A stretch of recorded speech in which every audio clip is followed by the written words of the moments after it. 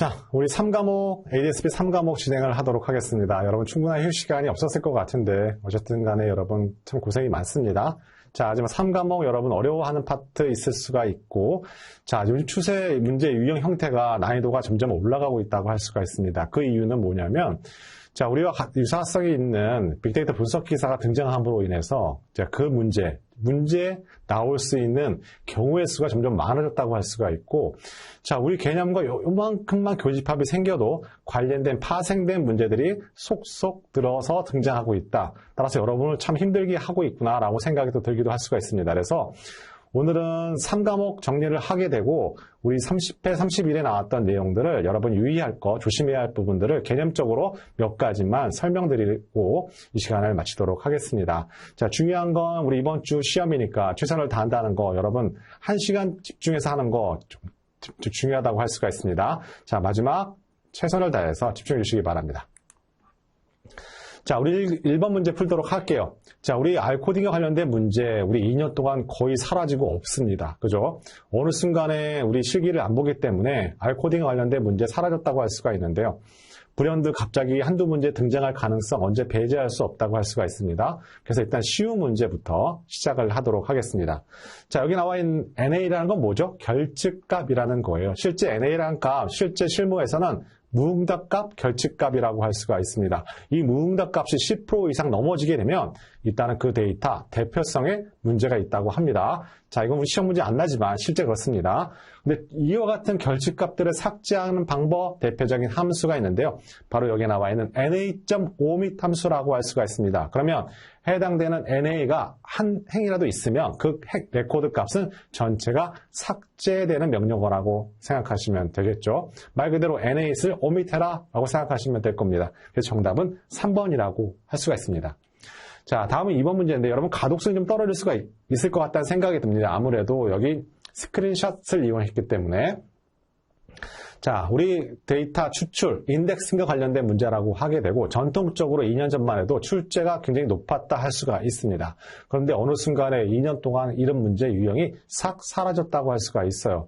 하지만 손 놓고 있다가 이 문제 등장하게 되면 여러분 굉장히 곤욕스러워질 겁니다. 자, 이 점 때문에 다시 한번 말씀드린다고 할 수가 있고, 대괄호가 나오는 순간 우리는 뭐다? 위치 찾기 문제라고 생각하시면 되겠습니다.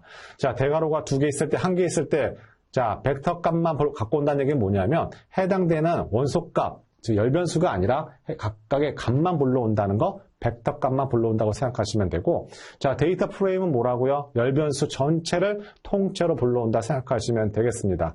자, 중요한 건 여러분 달러 표시 뭐 갖고 온다고요? 벡터 값만 불러온다.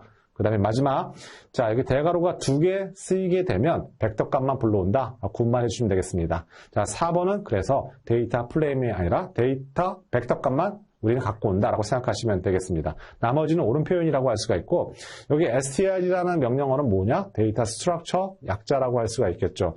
자, 여기 나와 있는 153 OBS라는 건 뭐냐면 레코드 수가 153개, 변수가 몇 개?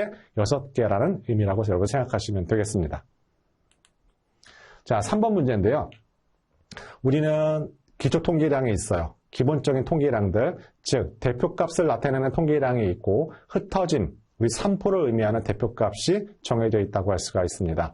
자, 중요한 건 두 집단의 퍼진 정도가 달라요. 자, 비교하기 좋을 때 쓰는 자, 분포를 확인하는 흩어짐을 알 수 있는 통계량, 여기 나와 있는 사분위수 범위라고 할 수가 있습니다. 여러분 중요한 건 사분위수 범위 영어로 뭐라 그런다고요? IQR이라고 하게 되죠. 사분위수는 사분위수 범위와 완전히 다른 개념이라고 하게 되고, 사분위수는 뭐예요? 이거는 대표값, 위치값이라고 하게 되고, 사분위수 범위는 흩어짐, 3%를 나타내는 통계량 값이라고 생각하시면 되겠습니다. 정답은 2번이고요.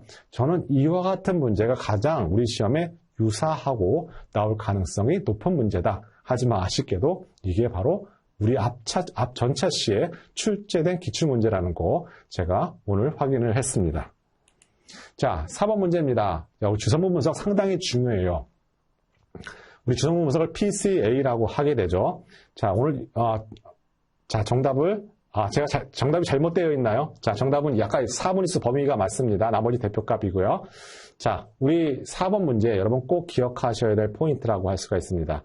우리 주성분 분석, PCA라고 하게 되고 차원 축소의 대표적인 기법이라고 하게 됩니다. 일반적으로 회귀 분석을 하기 전에 가장 많이 이용하는 분석 기법, 차원 축소 기법이라고 할 수가 있겠죠. 그런데 PCA는 여러분이 이해하기 상당히 어려워하는 분야 중에 하나라고 할 수가 있습니다. 왜? 갑자기 고유, 벡터, 고유값, 공분산, 행렬 등 너무 낯설지 익숙하지 않은 단어들이 계속 등장한다고 할 수가 있겠죠. 자, 주성분 분석이라는 건 차원 축소를 하는데 뭘? 정보 손실을 최소화하기 위해서 분산을 최대로 하는 축을 찾는 거, 이걸 우리는 주성분이라고 하게 되죠.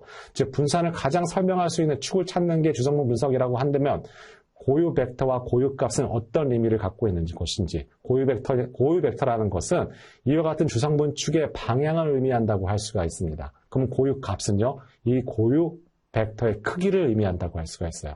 그런데 좀 전에 제가 뭐라 그랬죠? 분산이 커야 된다 그랬어요. 이게 가장 중요한 제1주성분입니다. 따라서 벡터의 크기 순서대로 나열한 게 그것이 바로 1주성분, 2주성분, 3주성분이라는 거 여러분 개념 정리하시면 되겠습니다. 자, 우리 시험 문제에서는 항상 이와 같은 형태로 출제된다고 할 수가 있는데요. 자, 분산의 70% 이상 설명하려면 주성분 수 몇 개 된다고요? 맨 마지막에 있는 누적 비율을 보면 확인하면 되는데요. 자, 주성분 2개일 때는 분산 비율 62.7%, 주성분 3개일 때가 70%를 넘어간다고 할 수가 있습니다. 그래서 정답은 3번이라고 하게 되고, 자, 제가 좀 전에 말씀드렸던 주성분 분석과 관련된 개념, 고유 벡터가 뭐고, 고유 값이 뭐다? 고유 벡터라는 것은 이 주성분 축의 방향을 의미하고, 고유 값은 이 주성분 축의 크기를 의미한다. 주성분 축이 크다는 건 그만큼 분산이 크다는 걸 의미한다는 거, 여러분 다시 개념 정리 부탁드리도록 하겠습니다. 자, 3번인데요. 자, 우리 기본적인 컨셉은 항상 분류 모델이 복잡해질 때 또는 단순해질 때를 항상 고민하게 됩니다. 자, 여러분 이런 개념이 계속 등장하게 되는데요. 우리 분석을 굉장히 복잡하게 만드는 것이 좋은 모형일까요? 절대 아니죠. 그죠? 자, 그러려면 우리 항상 바이어스와 베리언스라는 개념이 등장한다고 할 수가 있습니다. 그죠? 자, 다중회귀 분석도 마찬가지예요. 독립변수의 수가 너무 많아요. 우리 수능 문제, 수능 점수 예측하려고 하는데 모든 전 과목을 다 독립변수에 집어넣고 분류 모형을 분석 예측 모형을 만들게 되면 그 모형 굉장히 복잡한 모형이고 새로운 일반적인 사람 그 데이터 집어넣게 되면 굉장히 예측값들이 굉장히 중구난방 산포가 확 퍼져 있을 겁니다. 좋은 모델이 아니죠. 그죠? 효율성도 떨어진다고 얘기를 해요. 그러기 위해선 다음과 같은 문제점들이 발생을 하게 됩니다. 즉, 첫 번째, 설명력의 증가가 현저히 줄어든다. 우리 설명력 하면 뭘 생각해야 되죠? 결정 개수를 생각해야 되죠. 그죠? 근데 결정 개수라는 것은 단점이 있다고 말씀을 드렸습니다. 즉, 독립변수의 수가 증가하면 증가할수록 R스퀘어 값은 증가를 하게 되죠. 그죠? 자, 하지만 일정 이상 독립변수의 수가 너무 많아지게 되면 그 증가폭은 줄어들게 될 겁니다. 그렇게 이해하시면 됩니다. 자, 2번과 3번은 우리 베리언스란 개념, 즉 새로운 데이터 굉장히 민감하게 되는 오버피팅 현상이라고 우리는 2번과 3번을 생각해 주시면 될 겁니다. 자, 이 부분은 제가 다시 한번 계속해서 말씀을 드리게 될 겁니다. 자, 4번. 자, 아무리 독립변수가 많아지더라도 상대적인 영향력 크기에는 전혀 이상할 것이 없다. 독립변수가 많아도 서로 누가 종속변수에 영향을 많이 주는지는 우리는 금방 판단할 수가 있습니다. 뭐로? 표준화 개수로 판단할 수도 있고 이쪽에 있는 t-밸류 값을 이용해서 절대값의 크기를 이용해서도 확인이 가능하다고 할 수가 있습니다. 자, 참고로 우리 일반적으로 다른 패키지, SPSS 또는 SES 같은 패키지 같은 경우에는 다중회귀 분석을 하게 되면 표준화 개수와 비표준화 개수를 두 개를 다 보여준다고 할 수가 있습니다. 하지만 R에서는 비표준화 개수만 보여주게 되죠. 그죠? 자, 그래서 정답은 4번이라고 할 수가 있습니다. 자, 여러분 우리 R 패키지에 관련돼서 나오게 되면 두 가지밖에 없습니다. 리쇼 패키지와 또 뭐가 있나요? 플라이알 패키지가 있습니다. 그죠? 그럼 기억하실 건 당연히 멜트와 캐스트 함수로 구성된 거, 리쇼 패키지라는 거 기억할 거 당연하지만 멜트의 역할을 아는 거 굉장히 중요하다고 할 수가 있습니다. 멜트는 어떤 것도 바꾸는 게 아니라 단지 구조만 바뀌는 거죠. 와이드 버전을 롱 버전으로 바뀌는 겁니다. 그죠? 여러분 그 점 꼭 기억하시기 바랍니다. 어떤 함수를 적용하는 것도 아니에요. 단지 구조만 바꾸는 거예요. 뭐가요? 멜트가요. 그죠? 꼭 기억하시기 바랍니다. 자, 의사결정 나무에서 중요한 키워드가 있습니다. 우리 31의 문제예요. 브랭크 문제. 자, 비모수적 방법이 31의 단답형 문제였습니다. 대표적인 비모수적 방법이에요. 의사결정 나무. 두 번째, 설명이 용이합니다. 그죠? 그 다음에 4번, 계산이 단순하고 빨라요. 하지만 잡음 데이터 민감하지 않습니다. 우리 시험 문제에서는 의사결정 나무와 인공신경망을 비교하는 문제 반드시 출제된다고 할 수가 있고, 출제 빈도가 상당히 높다 할 수가 있습니다. 의사결정 나무는 뭐예요? 죄기적 분할을 한다고 해요. 특정 분류 변수를 선택을 하게 되고, 그것이 두 개로 계속 나눠지게 됩니다. 그죠? 어떻게 해요? 순수도가 증가하도록 또는 불순도가 감소하도록 우리는 재기적 분할을 한다고 하게 되죠. 자, 이렇게 의사결정 다음에 특징적인 키워드가 있습니다. 교호작용을 파악하기 쉽다라는 표현이 항상 붙어요. 교호작용이라는 게 뭐예요? 서로 두 독립변수가 결합해서 생겨가게 되는 상호작용을 의미한다고 할 수가 있습니다. 왜? 얘는 재기적 분할을 하기 때문에 이것이 파악이 용이하다고 우리는 장점으로 부각하게 되는 것이죠. 자, 꼭 기억하시기 바랍니다. 자, 데이터 마이닝의 비지도 학습을 사용하는 것은 지도학습과 비지도 학습의 구분은 목표 변수가 있냐 없냐의 차이점이에요. 자, 대출 여부, 대출 동그라미 아닌 거 X. 자, 기존 구매 고객 A, B, C가 있으면 어떻게 카테고리컬 분류하게 되는지. 자, 파산 여부 OX. 하지만 비슷한 성향을 가진 끼리 그룹핑하는 거 군집분석, 비지도 학습 방법 군집분석이라고 할 수가 있습니다. 자, 여기 9번은 우리 2과목과 관련되어 있어요. 자, 우리 문제 정의가 안 돼 있어요. 데이터 기반을 통해서 문제 재정의해야 돼요. 대표적인 분석 프로세스 모델, 프로타이핑 모델이라고 할 수가 있겠죠. 바로 2번이라고 여러분 정의하시면 되겠습니다. 자, 4번의 아래서 우리 단일형이 있고 복합형이 있다고 할 수가 있습니다. 데이터 프레임을 복합형이라 그래요. 왜요? 숫자나 문자 다 표현할 수 있기 때문에요. 하지만 단일형 뭐가 있어요? 행렬, 벡터, 어레이 다 단일형, 한 개의 형태밖에 표현을 못하게 되죠. 그래서 정답은 1번이라고 합니다. 자, 다음은 에어 퀄리티라는 데이터인데요. 자, 여기 나와 있는 months와 day라는 두 변수가 있는데 한 개의 months.day라는 변수를 만들고 싶어요. 두 개의 변수 이름을 붙였을 때 쓰는 명령어 바로 paste 명령어가 있다고 할 수가 있습니다. 자, 지금까지 쉬웠습니다. 왜? 문제가 거의 이와 같은 유형의 문제가 안 나오고, 자, 우리는 혹시나 하는 예견하지 못하는 문제를 대비하기 문제 패턴이라고 할 수가 있습니다. 자, 그래서 어느 순간부터 제가 말씀을 드릴 거예요. 자, 현재 패턴은 이렇게 나옵니다. 말씀을 드릴 겁니다. 자, 우리 여기 나와 있는 정규 분포와 관련된 R 함수들이 4가지가 있다고 할 수가 있습니다. NORM으로 끝나는 거 다 정규 분포 노멀리티 함수라고 할 수가 있습니다. 하지만 앞에 들어가는 이니셜에 따라서 그 이름이 다르다고 할 수가 있습니다. 자, R이라는 것은 난수를 의미를 하게 되고, P는 여기 나와 있는 누적을 의미하고, D는 밀도를 의미하고, Q는 분위수를 의미한다는 거 여러분 키워드라고 할 수가 있습니다. 자, 이제 이와 같은 문제에 나올 가능성 높다고 할 수가 있습니다. 자, 다음 중 상관관계가 높은 변수들이 회귀 분석에 포함되어 때 발생하는 문제점. 이와 같은 문제점 우리 다중 공성성이라고 하게 되고, 회귀 분석을 하면 반드시 확인해야 할 사항. VIF 함수값이 10 이상이면 우리 다중공성성을 강하게 의심한다고 할 수가 있겠죠. 그죠? 자, 이런 문제점을 물어보는 거예요. 자, 이거 굉장히 이건 분석적으로 굉장히 중요한 거고, 실무적으로도 꼭 확인을 해야 되는 거라고 할 수가 있습니다. 자, 중요하지 않은 변수일 경우 해당 변수 제거, 또 상관관계에 따라 변수 통합, 또는 자료 부정일 경우 자료 보완. 하지만 3번은 해당되지 않죠. 하지만 이 개념 어디랑 연결이 되어 있어요? 여러분 정규와 선형 회귀 개념과 연결이 되어 있다고 할 수가 있습니다. 아, 나는 모든 독립변수 다 투입하고 싶어.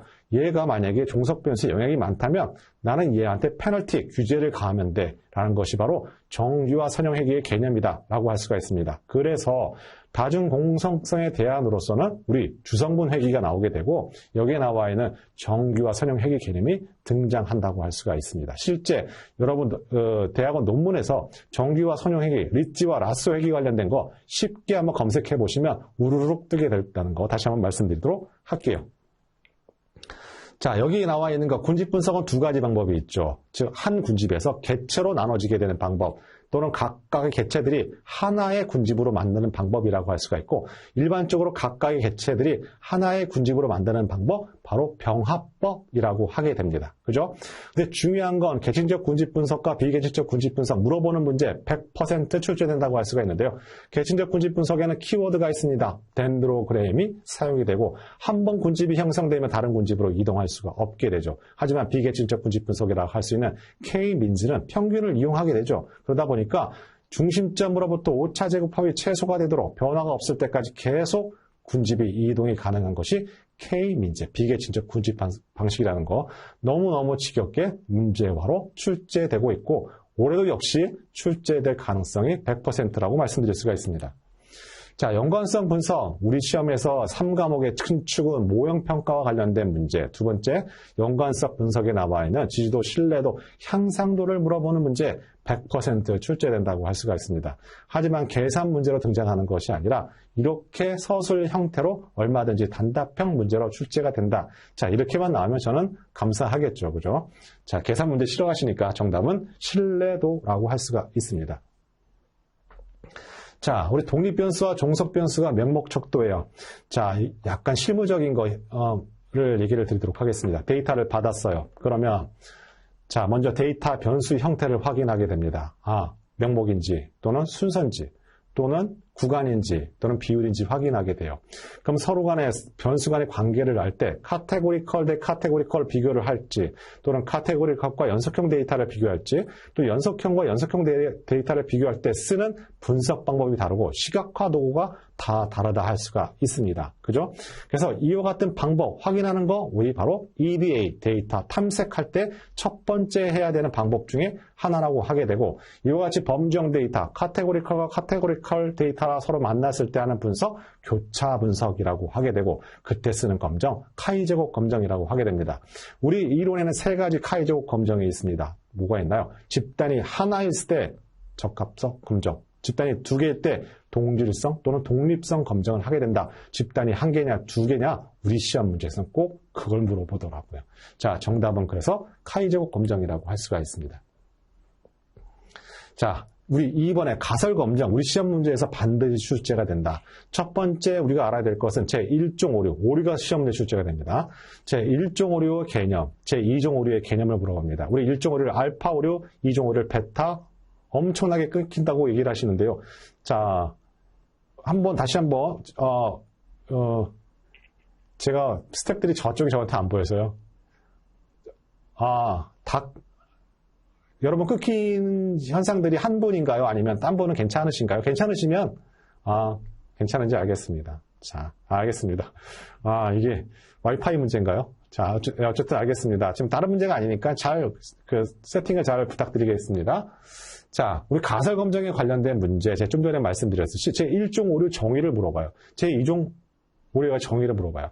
제1종 오류 알파 오류 또는 유의수준이라고 하게 되고 베타 오류라고 하게 되죠. 중요한 건 검정력은 뭐예요? 1-베타라고 해요. 그죠? 근데 검정력은 나쁜 게 아니에요. 1-베타니까요. 그죠? 자, 그 정의에 관련된 게 첫 번째 포인트, 출제 포인트라고 할 수가 있고 우리 알파와 베타 오류 서로 무슨 관계? 트레이드 오프 관계예요. 두 개나 동시에 감소시키거나 증가할 수가 없어요. 세 번째 포인트 뭘까요? 자, 세 번째 포인트, 중요한 포인트라고 할 수가 있는데요. 자, 우리 알파와 베타 오류, 어디에 더 위험적으로 리스크가 많아요? 알파 오류가 많아요. 그래서 알파 오류를 고정을 해요. 자, 분석하는 사람이 좀 더 디테일하게 하려고 한다라고 할 때 우리는 좀 더 유의 수준을 낮춘다고 할 수가 있겠죠. 자, 어떤 분이 통계적으로 유의한 거를 어떤 거라고 하느냐라고 물어보시는 분이 계셨어요. 자, 통계적으로 유의하다는 건 뭐예요? 우연의 일치가 아니란 얘기예요. 어떤 연관성이 있다는 거예요. 이 흔한 일이 아니라는 거예요. 너 얘기한 거 나 도저히 못 믿겠는데? 자, 여기 유의 확률이라는 개념이 등장하게 되는데요. 유의 확률, 정확한 개념 정리하고 하자고요. 귀무가설이 맞다는 전제 하에서 관측될 확률이에요. 그럼 유의 확률이 정말 0.0000 나왔다. 그럼 귀무가설이 맞다는 거예요. 귀무가설에 대한 강한 반증이라는 의미입니다. 너 내 얘기 못 믿겠어. 너가 그 자동차의 연비를 구했는데 그때 귀무가설이 너 연비가 네 차에 16이라고 적혀 있었다. 실제 내가 차를 100대를 골라서 실제 연비 테스트 했더니만 그때 유의 확률이 0.0005가 나왔어. 나는 너가 얘기한 그 연비, 너희 회사가 얘기한 그 연비 다 거짓말이야. 너 못 믿겠어. 라고 생각하시면 되겠습니다. 그죠? 그러면 우리 가설 검증은 반드시 나와요. 제1종 오류, 2종 오류 때문에 나와요. 왜냐하면 오류가 왜 생기죠? 모집단 전부를 조사하는 게 아니잖아요. 모집단의 일부를 샘플링해서 그걸 가지고 통계량이라고 하게 되죠. 우리는 모수를 추정하게 돼요. 그러면 오차가 항상 생기죠. 그 오차가 무엇인지 알고 있는 것이 포인트라고 할 수가 있습니다. 그래서 시험 문제에 잘 나오게 되는 거예요. 자, 이 점 강조드립니다. 따라서 4번이 그래서 정답이에요. 자, 우리 3과목 18번 보도록 하겠습니다. 저는 이와 같은 문제 정말 좋은 문제라고 생각합니다. 자, 기본적으로 우리 회귀 분석할 때 LM이라는 함수를 쓰게 되고 앞에는 종속 변수, 퍼틸리티라는 출산율을 가게 되고 나머지 물결 모양의 점을 찍게 되면 모든 독립 변수 다 투입하겠다는 의미라고 할 수가 있습니다. 그래서 먼저 확인할 사항들 estimate 뭐라고 그랬죠? 비표준화 개수라고 하게 되고 스탠다드 에러 표준 오차라고 하게 됩니다. 표준 오차가 분모고 estimate가 분자인 값이 t 밸류 값이라고 하게 되죠. 분모가 뭐예요? 오차예요. t 밸류가 크다는 건 뭐예요? 오차가 그만큼 작다는 거예요. 자, 이거 t-밸류의 크기는 이 독립변수가 종속변수로 얼마만큼 영향력이 있는지 선형적 관계가 강한지를 알아볼 수 있는 거 바로 t-밸류의 절대값이라고 하게 되죠. 여기에 나와 있는 유의확률 값은 뭐예요? 각각 회귀 개수가 유의한지 유의하지 않은지를 확인하는 거 바로 여기 나와 있는 각 개별 개수의 유의확률이라고 하게 되죠. 그죠? 마지막으로 나와 있는 F 통계량과 여기 나는 P-밸류 값이 뭐예요? 통계적으로 유의성 검증을 할 때 해요. 그럼 누가 물어봐요? 통계적 유의성이 뭐냐고. 아, 그거는 회귀 개수가 0이 되는 순간 절표만 남잖아요. 이 회귀 분석은 의미가 없는 거예요. 그죠? 그래서 규모 가설을 어떻게 얘기를 해요? 다중회귀 같은 경우에 적어도 베타 회귀 개수가 0이 아니다가 규모 가설이라고 하게 되고 대립 가설은 모두 0이다 라고 대립 가설을 하게 되는 것이죠. 그죠?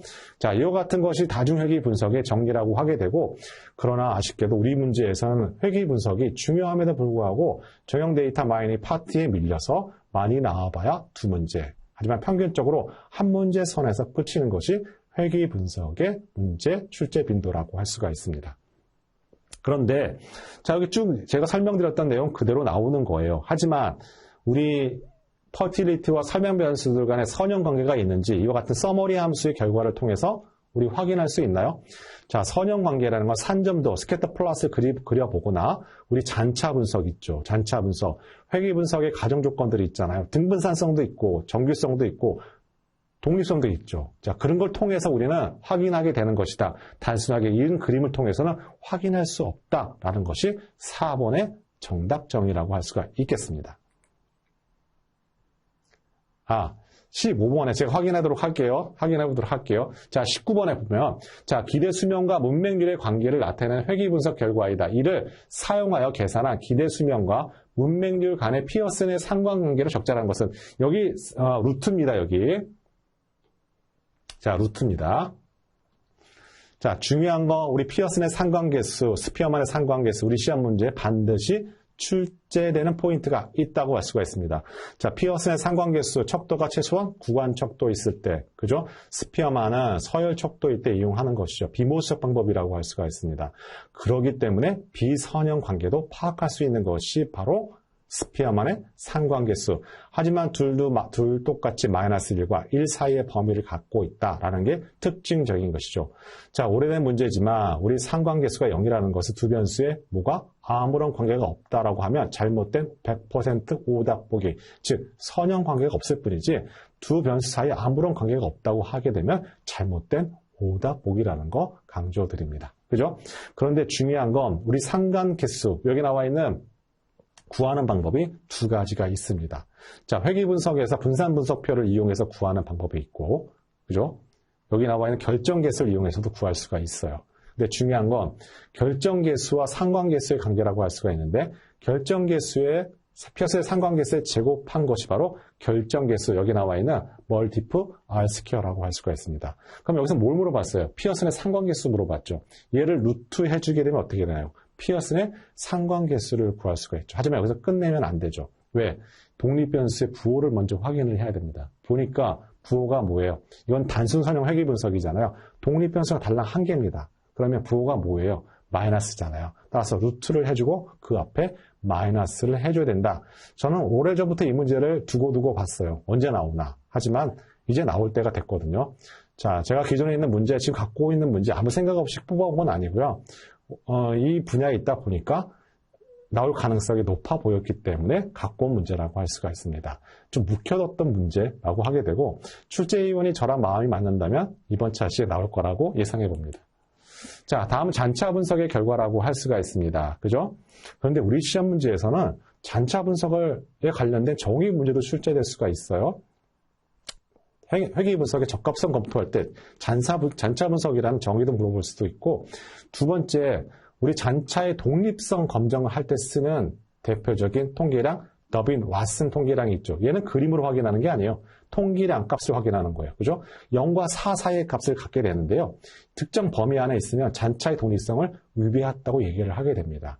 자, 이 그림 보고선 잔차의 독립성 확인할 수 있나요? 확인할 수 없죠. 참고적으로 등분산성이라는 것은 골고루 점들이 균일하게 분포되어 있을 때 등분산성을 있다고 얘기를 합니다. 참고로 여러분 정의를 내리시기 바랍니다. 정답은 그래서 4번이라고 할 수가 있습니다. 뭘 보고?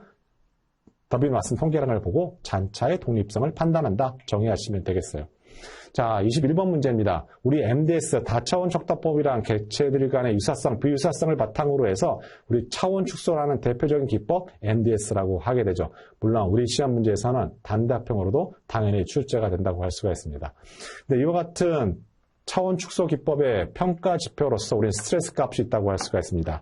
하지만 엄밀히 따지면 모형의 부적합성 지표라고 하게 되죠. 왜? 낮을수록 적합한 모형 지표이기 때문에 항상 정형화된 문제 패턴이라고 할 수가 있습니다. 자, 낮으면 낮을수록 적합한 모형이라고 판단하시면 되겠습니다. 그래서 1번이에요. 자, 우리 주성분 분석 PCA와 관련된 문제라고 할 수가 있는데요.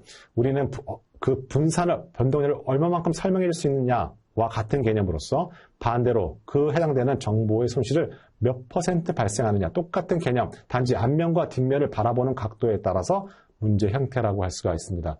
자, 보니까 몇 개일 때? 2개일 때가 자, come to일 때라고 할 수가 있고, 그때 전체 분산의 0.955%를 설명하니까 반대로 1에서 0.95를 빼게 되면 정보의 손실이라는 거 여러분 꼭 기억하시고요.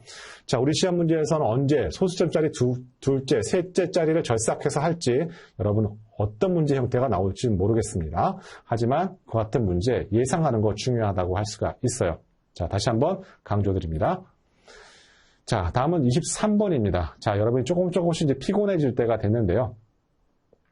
자, 우리 문제에서 너무 정형화된 문제라고 할 수가 있고 31회에도 출제가 됐어요. 자, 중요한 건 뭐냐면 빅데이터 분석 기사에도 나왔어요. 자, 우리 문제를 빅데이터 분석 기사랑 같이 공유해서 쓰고 있습니다, 지금. 이제 우리 문제 실전 기출 문제에 나왔던 문제들 고스란히 빅데이터 분석 기사에 지금 등장하고 있어요. 답도 똑같습니다, 지금. 자, 중요한 건 뭐냐면 우리 데이터 결집값, 이상값 있으면 그 원인을 알고 제거를 하는 건 바람직한 거예요. 하지만 원인도 모르고 그냥 무조건 이상값, 결집값이니까 제거하고 분석 실시한다? 100% 오답입니다. 자, 3번에 같은 경우 코딩 잘못된 거 당연히 제거하고 분석해야죠. 걔가 들어가서 그 값에, 전체 대표값에 영향을 주게 된다면 잘못된 데이터 분석이라고 할 수가 있죠. 자, 3번에 나와 있는 결집값 이따 나타내면 제거한다? 무조건 100% 오답 보기라고 생각하시면 되겠습니다. 자, 데이터 마이닝을 데이터 분할에 관한 설명으로 가장 부적절한 것은 우리 교차 검증 파트에 있죠. 자, 우리 시험 문제에서 절대 한 특정 분야에서 우리 다 몰아서 문제 낼 수가 없어요. 가장 중요한 원 개념에서 하나, 한 개념에서 하나, 이렇게 문제가 산포돼서 나오기 때문에 자, 여러분 우리 목차를 중심으로 해서 나열하는 거 상당히 중요하다고 할 수가 있습니다. 정형 데이터 마이닝 파트, 우리 전체 문제에서 50%가 이곳에서 난다고 해도 과언이 아니라고 생각하시면 되겠습니다. 그죠? 그러면 우리 데이터 분할 어디 있어요? 교차 검증에 있어요. 왜? 오버피팅 방지하기 위해서 우리는 세 가지 교차 검증을 하게 되죠. 홀드아웃과 부스트랩 또는 K-폴드를 하게 되죠. 그 앞에 이와 같은 데이터 분할을 함에 있어서 우리는 세 가지 데이터 형태를 정의한다 할 수가 있습니다. 트레인 데이터가 있고, 밸리데이션 데이터가 있고, 마지막 테스트 데이터가 있어요. 그런데 우리 시험에서는 밸리데이션 데이터, 검증용 데이터에 관련된 정의 문제 꼭 얘만 출제를 하게 됩니다. 자, 얘에 관련된 정의라고 할 수가 있겠죠.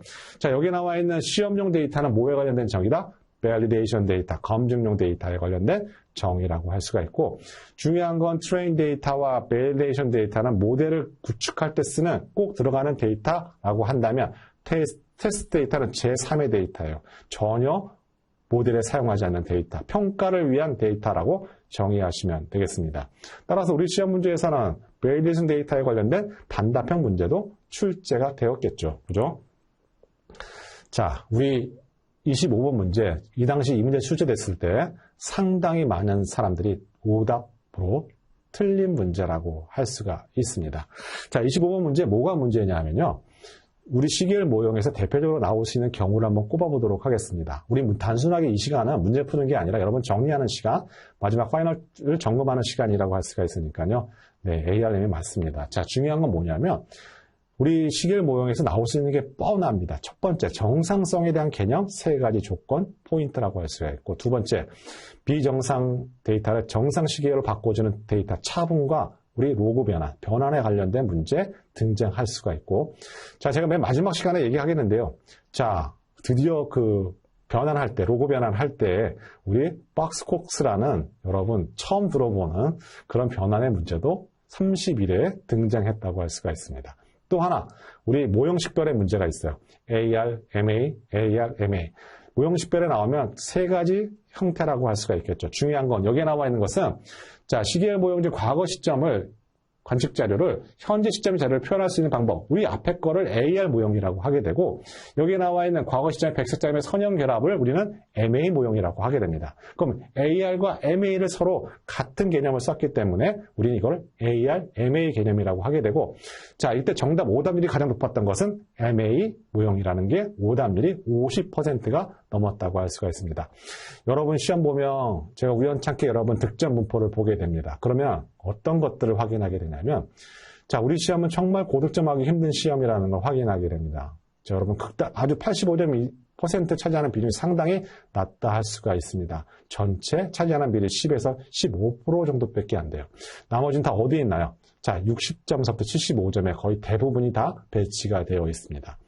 자, 이거는 출제하는 사람들 입장에서는 여러분들한테 최소한 3과목에서 난이도를 올리려고 할 겁니다. 그죠? 자, 이 점 미리 예견하고 가시는 거 상당히 중요하다고 할 수가 있고, 당황하면 안 됩니다. 그죠? 내가 알고 있는 범위 내에서 가장 내가 머리에 기억하는 목차 중심으로 해서 어떤 게 나온다고 얘기했지라고 하는 거 정리하는 게 중요하고요. 갑자기 단답형에서 흔들리고 객관형에서 처음 보는 문제 같은 올라오게 되면 갑자기 시험 보고 싶은 생각이 싹 사라지게 됩니다. 그래서 온갖 후회가 막 생기게 되죠. 하지만 여러분 전체적인 합격은 평균 60점입니다. 그죠? 충분히 여러분 합격할 수 있다는 점. 오늘서부터 여러분 얼마만큼 내가 시간 확보를 하느냐가 여러분 전체적인 시합의 합격 좌우한다고 할 수가 있습니다. 그죠? 정답은 그래서 AR, MA 모형이라고 할 수가 있습니다. 자, 우리 군집 분석에서 여러 가지 중요한 개념들이 등장을 하게 되는데요. 우리 30회 문제 때 정답 마할라노비스 거리를 물어보는 단답형 문제, 제가 2차 시대 기업 강의할 때 이 문제 등장한다고 했는데 자, 등장했습니다. 왜? 한 번도 안 나왔거든요. 그죠? 한 번 나왔습니다. 자, 여기 정답은 맨하탄 거리인데요. 이상값에 굉장히 덜 민감한 반응을 하고 있는 자, 거리 개념 바로 절대값 차를 이용한 맨하탄 거리라고 할 수가 있겠습니다. 자, 우리 시험 문제 손으로 구하는 문제 중에 대표적인 문제 바로 맨하탄 거리라고 하게 되죠. 좀 정리 좀 할게요. 손으로 계산하는 문제 첫 번째 1년에 또는 2년에 한 번 나오게 되는 조건부 확률 문제. 자, 이번에 조건부 확률 문제 나올 타이밍이 됐는데요. 저는 여러분 이거 맞춰달라는 얘기 안 합니다. 조건부 확률 같은 문제. 왜?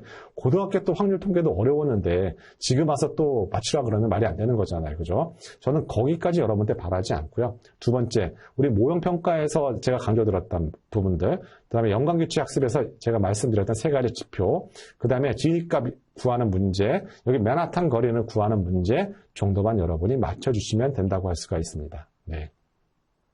여러분 다 어떤 분은 줄줄 다 외우시네요. 제가 자, 여기 나와 있는 자, 대표적인 이거 단답형으로 나올 수가 있습니다. 실제로 많이 쓰이거든요. 그러니까 데이터 불러서 실제 검증할 때 이 사람이 한 게 정말 논리가 맞고 실제 그 결과값이 나오는지 쓸 때 실제 아래서 이 함수, 이 명령을 많이 씁니다. 세시드 함수라고 하게 되는데요. 그러면 데이터 아까 분할할 때 우리 트레인 데이터, 밸리데이션 데이터, 테스트 데이터 하잖아요. 5대 3대 2로 했을 때 랜덤하게 우리 그 샘플링을 하게 되는데 얘를 만약에 주게 되면 모든 사람이 똑같은 데이터를 샘플링할 수가 있어요. 그럼 검증할 수가 있어요. 그죠? 아주 유용한 그 함수죠. 그죠? 세시드 다시 한번 말씀드리도록. 자, 정답 1번입니다. 자, 우리 확률적 표본 추출 전체 퍼센트 따지면 한 30% 확률을 갖고 있어요. 자, 우리 시험에서는 자, 확률적 표본 추출 4가지가 있죠. 단순 무작위 추출은 한 번도 출제된 적이 없어요. 왜? 너무 쉬워서. 그래서 제2뽑기잖아요. 자, 두 번째, 층화 추출이 가장 출제 빈도가 70%였다. 지금까지 확률적 표본 추출 중에서 두 번째가 개통 추출입니다. 세 번째가 구집 추출 아직 한 번 출제되지 않았어요. 자, 타이밍 상으로는 지금 개통 추출이 예견되는 주기성을 갖고 있다고 할 수가 있습니다. 자, 출제가 되면 단답형으로 출제가 됩니다. 자, 이 말 말씀드리도록 하고요.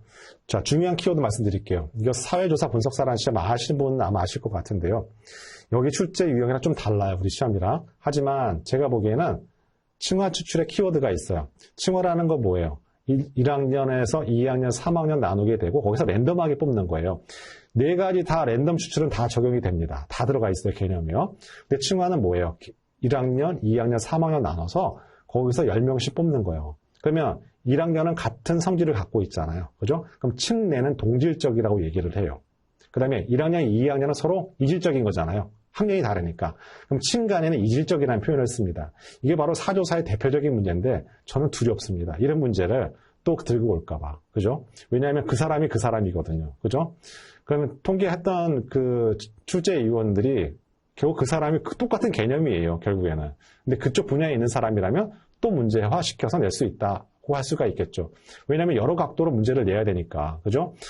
1회부터 30회까지 똑같은 문제 낼 수는 없잖아요. 그죠? 항상 그런 걸 생각하게 됩니다. 그 정도만 정리해 주시면 될 것 같고, 여기 정답은 2번인데요. 모든 그 표본 추출의 가장 기본은 단순 랜덤 추출이에요. 걔를 기본으로 해서 갈리는 거예요. 개통은 뭐예요? 1번서부터 100번까지 있으면 그 중에서 제2뽑기를 하나 해요. 단순 랜덤 추출이에요, 이게. 그죠? 그 사람이 30번이 걸렸으면 일정한 주기를 가지고 표본 추출하는 거, 그게 바로 개통 추출이라고 생각하시면 되겠습니다. 자, 29번 문제입니다. 척도에 관련 문제 뻔하거든요. 일단은 절대 0점, 구간 척도는 절대 0점이 없죠. 그 다음에 순서 척도에 관련된 거 물어봐요. 매우 만족한다, 만족한다, 보통이다, 관련된 거, 서열 척도라는 거 말씀드리도록 할게요. 그죠? 또한 구간 척도, 또 우리 문제 뭐가 나오냐면요. 이거는 양을 측정하는 거예요. 질을 측정하는 게 아니에요. 양을 측정하는 거다라는 게 출제 패턴이라고 할 수가 있고, 구간 척도 대표적인 거 온도라고 생각하시면 돼요. 자, 이 범위에서 벗어나지 않습니다. 여기서는 문자가 잘못된 거예요. 앞에는 양은 맞아요. 근데 문자로 표현하진 않아요. 자, 우리 데이터 마이닝 추측 5단계 기억하십니까? 우리 시험 문제에서는 그동안에 순서를 물어보는 문제 참 좋아해요. 그죠? 이상하게. 순서를 물어보는 문제 참 좋아하더라고요. 프로세스 순서가 중요한가 봐요. 하지만 이 문제, 자, 단답형으로 우리 세 번째 단계에 해당되는 데이터 가공에 관련된 내용이라고 할 수가 있습니다. 그죠? 언제든지 목적 변수 정의가 키워드라고 할 수가 있습니다. 자, 제가 말씀드려서 순서를 물어보는 문제 얼마든지 등장이 가능하다라고 할 수가 있습니다. 다시 한번 강조드립니다. 또 블랭크 치는 거 좋아해요. 우리 시험은 목적 설정을 여러분 블랭크 할 수도 있습니다. 그래서 경우의 수를 항상 생각하세요. 그죠? 근데 여러분이 이게 그 대처 능력인데요. 대처 능력을 좋게 하기 위해서는 자, 문제 답하면 대처 능력이 안 생겨요. 그죠? 나중에 갑자기 못 보던 단어들이 등장하게 되면 굉장히 당황한단 말이죠. 그죠? 그래서 한번 여러 가지 내가 상상해서 중간에 임의로 한번 상상해서 브랭크를 넣는 방법, 굉장히 유용한 방법이라고 할 수가 있습니다. 자, 부스텝이라는 것은 표본 추출 방법이에요. 표본 추출을 하되 꺼냈던 거 다시 집어넣게 되는 복원 추출을 의미한다고 할 수가 있는데요. 우리는 수리통계학 시간이 아니니까 이와 같은 부스텝을 이용해서 한 번이라도 뽑힐 확률을 수학적으로 증명하자면 63.8%라고 할 수가 있고 한 번이라도 뽑힐 않을 확률을 우리 36.8%라고 하게 됩니다. 그 개념만 알고 계시면 되고 실제 부스트랩은 어디서 많이 쓰여요? 앙상블에서도 한번 이용이 나오고 특히 랜덤 포레스트 할 때도 상당히 유용한 표본 추출 방법이라고 할 수가 있습니다. 그죠? 자, 다시 한번 강조드립니다. 뽑히지 않을 확률이죠. 그러니까 36.8%라고 할 수가 있습니다. 자, 우리 군집 간의 거리. 이 문제 분명히 나올 것 같아요. 이 문제 분명히 나옵니다. 자, 빅데이터 분석 기사에 뭐가 나오냐면요. 중심 연결법, 평균 연결법, 자, 와드 연결법, 최다 연결법이 있는데요. 여기는 오차 제곱합의 키워드로 인해서 와드 연결법이 정답인데요. 여러분 이거 말고 한 가지 더 있어요. 최장거리를 연결하는 방법 뭐가 있죠? 한번 갑자기 생각이 안 나는데요. 최장거리를 연결하는 방법이 있거든요. 자, 여러분 꼭 기억하시기 바랍니다. 자, 그 문제가 우리 2차 빅분기 그 서술형 단답형 문제로 출제가 됐습니다. 자, 헷갈려요, 이거. 뭐 평균이나 중심은 이거 쉽게 이해가 가는데요.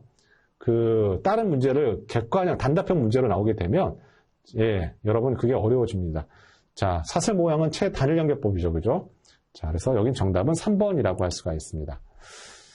자, 다음 32번인데요. 우리 K민즈 굉장히 중요하죠. 우리 시험 문제에서는 주성분 분석과 K민즈가 회귀 분석보다 출제 빈도가 훨씬 높아요. 주성분 분석, 회귀 분석보다 훨씬 출제 빈도가 훨씬 높아요.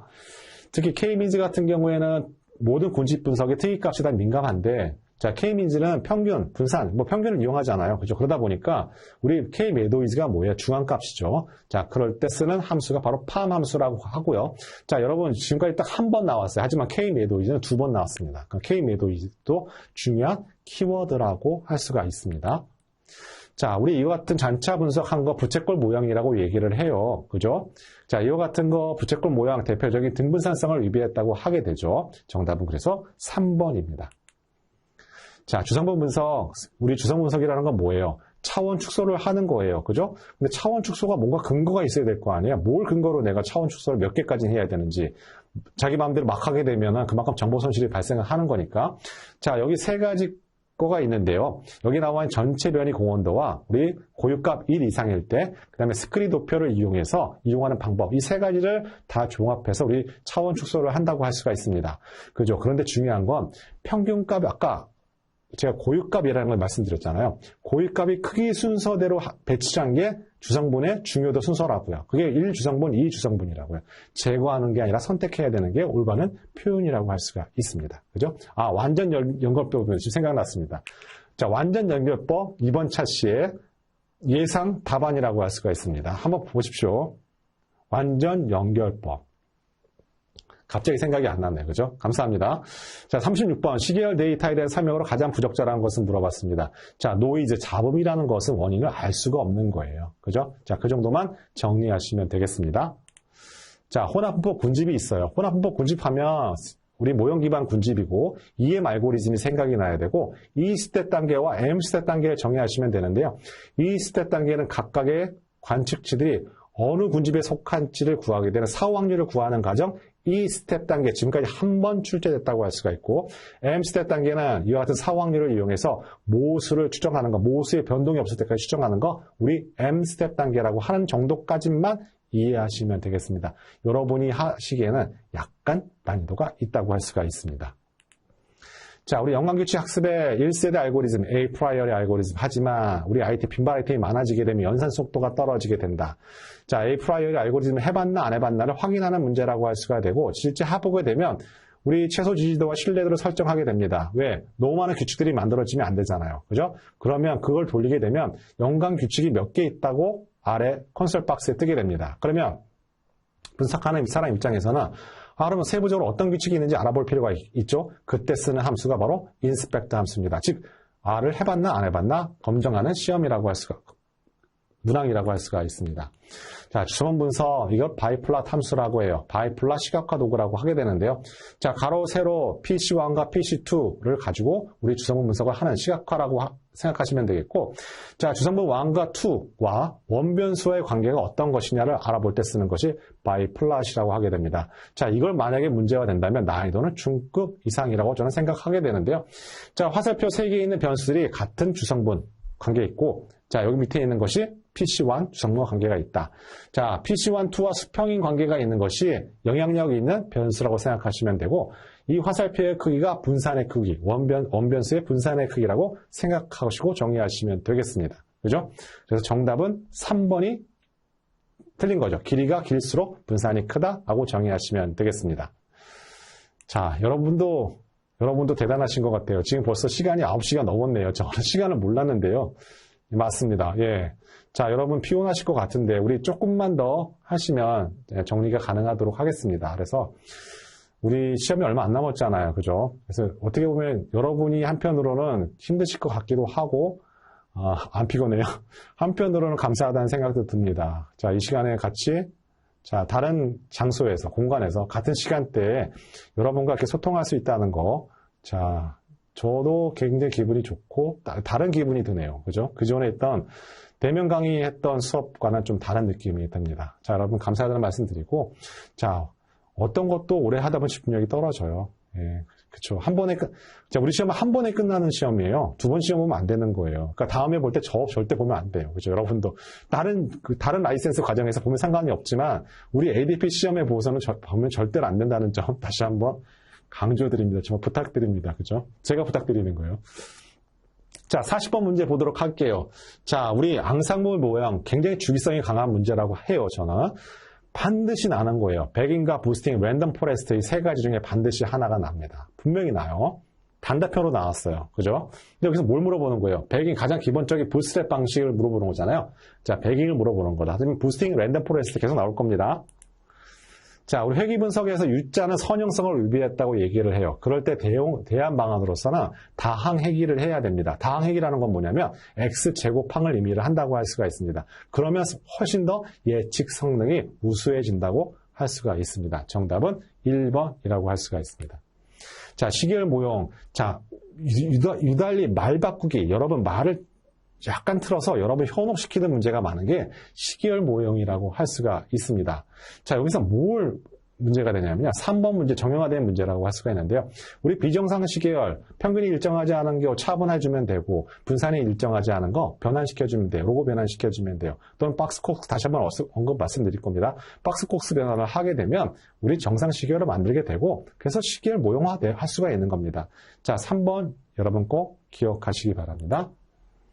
자, 4번 문제, 분해 시계열에 관련된 예상 단답형 문제, 분해 시계열 정의 문제, 출제 가능성 거의 30%에 육박한다고 할 수가 있고, 분해 시계열을 4가지 요인으로 정리하는데, 자, 드디어 우린 계절 요인도 물어보는 단답형 문제가 등장했다고 할 수가 있습니다. 왜? 그전에 계속 순환 요인, 불규칙 요인을 여기 있는 말 바꾸기를 통해서 문제화 시켰어요. 그래서 객관형 문제 대표적인 예였었는데요. 오늘날 갑자기 최근에 계절 요인을 물어보는 단답형 문제가 불쑥 등장하게 되더라고요. 아, 그래서 제가 감이 왔죠. 아, 출제위원들 그런 식으로 생각을 하는구나. 그래서 어느덧 저도 출제위원처럼 따라서 문제를 생각을 하게 되더라고요. 자, 그 점 이해하시면 되겠고요. 여기는 알려지지 않은 의미입니다. 정답을 해서 3번이라고 할 수가 있습니다.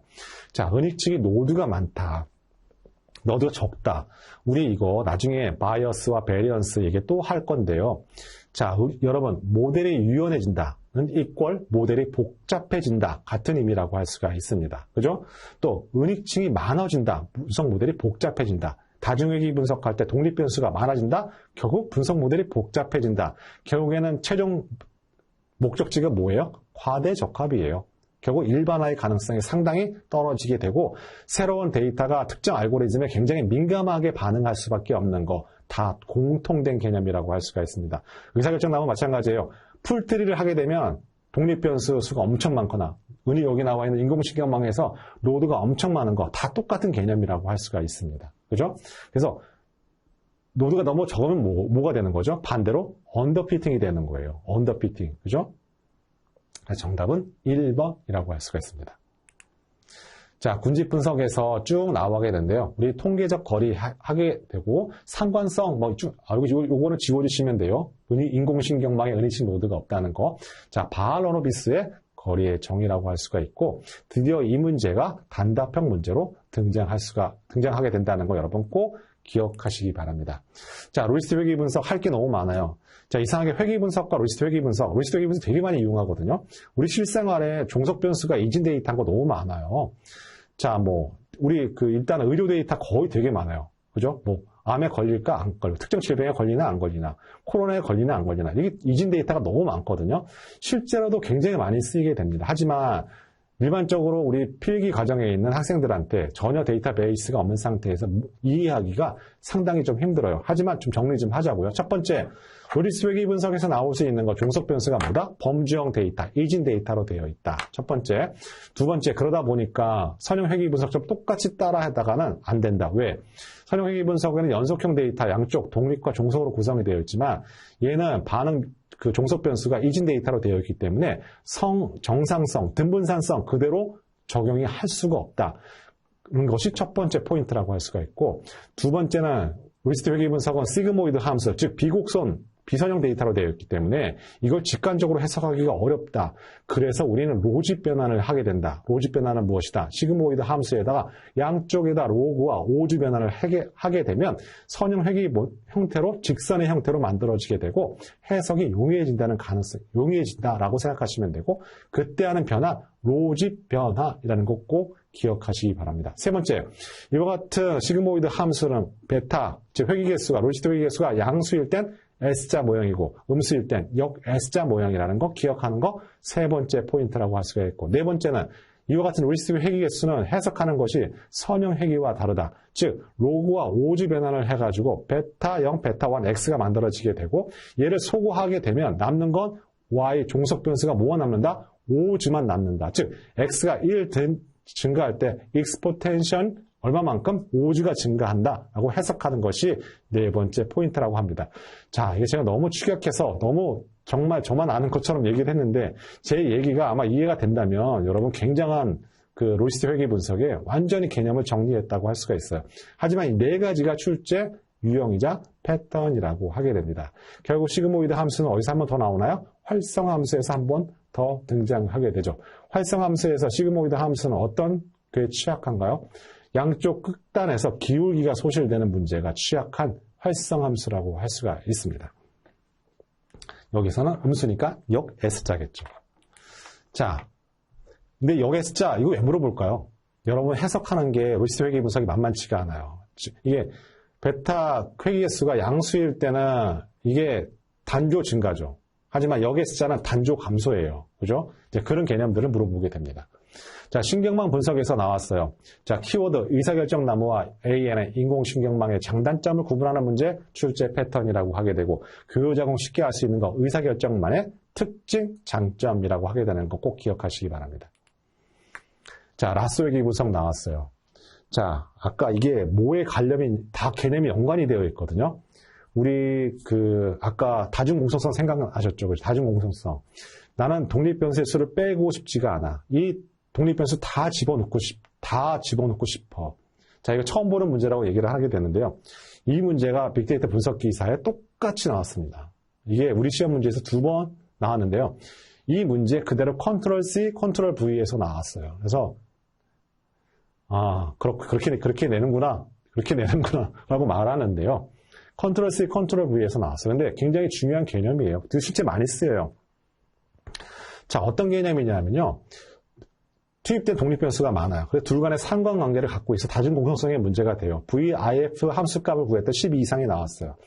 나는 이 변수를 그대로 원래대로 쓰고 싶어. 하지만 이와 같은 종속 변수에 영향을 주는 특정 변수에 나는 회귀 개수에 페널티를 가해서 걔가 이와 같은 기여하는 부분을 좀 상쇄시켜 보려고 해 라고 쓰는 게 바로 정규화 선형 회귀라고 하게 됩니다. 근데 정규화 선형 회귀 두 가지가 있어요. 라쏘와 리치 회귀가 있어요. 하지만 여러분 걱정할 필요 없어요. 제가 말씀드렸던 개념 이해하시면 되고, 이 명칭을 가지고 꼭 시험 문제를 물어내요. 왜냐하면 이 개념을 모르면 얘를 알아도 무슨 얘기인지 하나도 몰라요. 우리 라쏘 회귀, 그러니까 회귀 개수에 페널티를 가하는 방식이 두 가지가 있어요. 세 가지가 있는데 여러분 두 가지만 알고 있으면 돼요. 자, 라쏘는 어떤 개념이냐면요. 회귀 개수의 절대값의 합시 특정 값 이하로 너무 크면 안 돼. 자, 회귀 개수의 페널티를 만약에 무한정 주게 되면, 크게 주게 되면 0으로 만드는 거예요. 그러면 우리 x제곱 2차 함수가 1차 함수로 만들어지게 되는 거죠. 그죠? 이렇게 분석이 모형이 복잡해지는 거, 5차, 6차가 되는 걸 3차, 2차로 만들어진다? 즉, 오버피팅을 된 걸 좀 더 언더피팅화 시키는 거, 이게 바로 정규화 선형 회귀라고 생각하시면 됩니다. 즉, 회귀 개수에 페널티를 주는 방식인데, 얘는 특정 값, 절대값 이하로 페널티를 주는 방식이라고 하고, 걔를 L1 놈이라고 합니다. 명칭입니다. 그죠? 그런데 항상 리치와 라쏘를 서로 반대로 엮어서 문제를 내요. 그래서 맨날 정답은 4번이었어요. 그죠? 지금까지 우리 시험에서 2번 출제해야 됐고, 빅분기에서 1번이 출제됐는데, 컨트롤 C, 컨트롤 V 하다 보니까, 자, 이게 L1이 올바른 표현이라고 할 수가 있습니다. 자, 여러분 이론서에 보시면 제가 리치와 라쏘에 관련된 얘기 올려져 있다고 할 수가 있습니다. 그래서 두 개, L1, L2 두 개의 서로 연결을 잘못하는 것만 그동안 계속 문제가 출제됐다는 거 여러분 기억하시면 되고요. 되게 중요한 개념들인데 이 개념을 모르는 상태에서 얘만 외우게 되면 이게 완전히 진짜 맹붕인 거예요. 아니 라쏘가 L2래 뭐래? 이렇게 해야 되는 겁니다. 그죠? 하지만 여기 정규화 선형 회귀라는 개념은 다중공성성의 대안으로서 얘기를 하게 된다. 자, 특정 변수 간의 상관관계가 높더라도 이렇게 회귀 개수의 페널티를 줌으로 인해서 모든 독립 변수들을 다 투입해서 모형화시킬 수 있는 거 이게 정규화 선형 회귀라고 하는데 페널티를 주는 방식에 따라서 특정 회귀 개수가 절대값의 합이 특정 이하로 만들거나 어떤 그 회귀에서 제곱의 값이 특정 값 이하로 만들어서 그걸 리치와 라쏘로 명명해 주는 것 뿐입니다. 그죠? 근데 그거를 어떤 애는 라쏘는 L1 놈이라고 하고 리치는 L2 놈이라고 하게 되는 거죠. 그래서 두 가지를 헷갈려서 문제를 내게 해요. 그죠? 이 점, 자, 여러분 꼭 기억하시면 되겠습니다.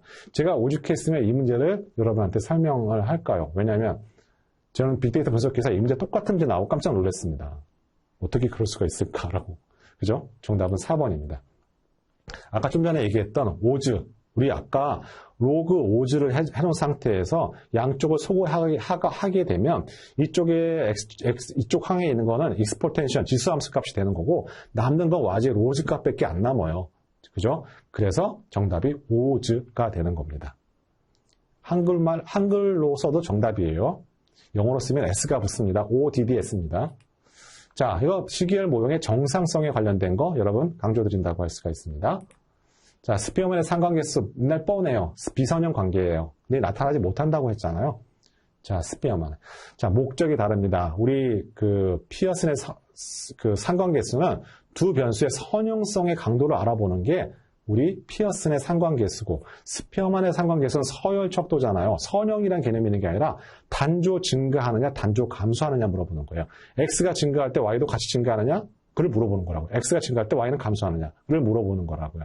그래서 비록 서로 간의 절대적인 크기는 1의 값을 갖고 있지만 스피어만의 상관계수는 절대 선형이 아니더라도 1이 나올 수가 있어. 왜? 단조 증가인지를 여부를 확인하기 때문에. 그죠?